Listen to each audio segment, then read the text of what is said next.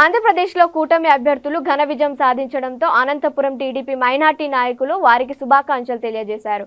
సాలార్ భాష విలేకరుల సమావేశంలో మాట్లాడుతూ జిల్లాలో తెలుగుదేశం పార్టీ 14 స్థానాలకు 14 విజయం సాధించిందని, అలాగే 2 ఎంపీ స్థానాలు గెలిచిందని అన్నారు.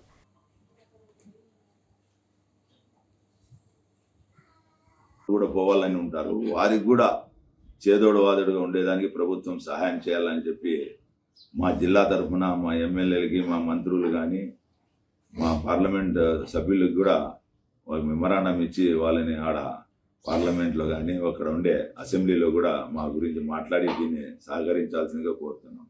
అదే కూడా కడపలో ఉండే హజ్జస్ నిర్మాణం 90% అయ్యి నిలబడి ఉంది.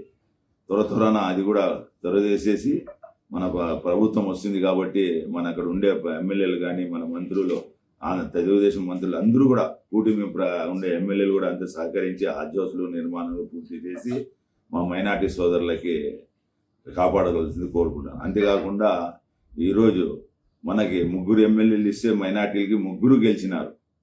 నంద్యాలలో గౌరవనీయులు సీనియర్ నాయకులు ఫారూక్ గారు, పాలిట్ బ్యూరో సభ్యులు అతనే షాజహాన్ అని మదనపల్లిలో, గుంటూరులో నజీర్ అని అతను గెలిచినారు. 3 గెలిచినారు. 3 సీట్లు ఇస్తే 3 ఇచ్చినారు.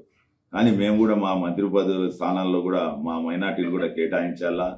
ఎందుకంటే మా కులాలకి, మా మతాలకి, మనం వెనుకబడిన వాళ్ళకి అభివృద్ధి చేయాలంటే కూడా సముచితమైన స్థానం కల్పించాలని చెప్పి నేను మీ ముఖముగా పత్రికా మీడియా ద్వారా కోరుకుంటున్నాను.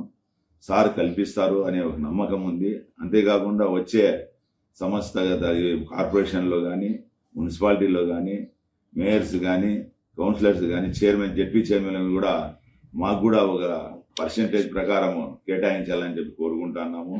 ఎందుకంటే మేము ఎన్నో వాగ్దానాలు చేసి ఈ బీజేపీతో కొత్తున్నా కూడా బీజేపీ ఏమి ఇది కాదు, మనకి తెలుగుదేశమే. చంద్రబాబు గారు అభివృద్ధి చేస్తారు. నారా లోకేష్ గారు మైనార్టీలకి అందరికీ చూసి ఆ వింగ్ అంతా కూడా మైనార్టీలు, ముస్లింలు ఇదంతా నారా లోకేష్ గారు చూసినారు.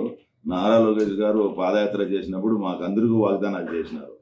మేము ముస్లిం సోదరుల్ని ఆదుకుంటాము, మీకు ఎటువంటి పరిస్థితుల్లో 4% గురించి మేము ఏమీ కూడా ఆటంకం కలగకుండా చేస్తామని చెప్పినారు. అంతేకాకుండా ప్రచారంలో కూడా ఎమ్మెల్యేలు, ఇప్పుడు ఉండే పార్లమెంట్ అధ్యక్షులు కూడా వాళ్ళు మాట ఇచ్చినారు మాకి. అటువంటి ఏమన్నా 4% ఏమన్నా చట్ట వ్యతిరేకమైన పైన ఏమన్నా తీసినారు, మేము దానికి అడ్డుపడి దాన్ని కాపాడుకుంటామని చెప్పి మాకు మాట ఇచ్చినారు. కాబట్టి మేము ఆ నమ్మకం పెట్టినాము.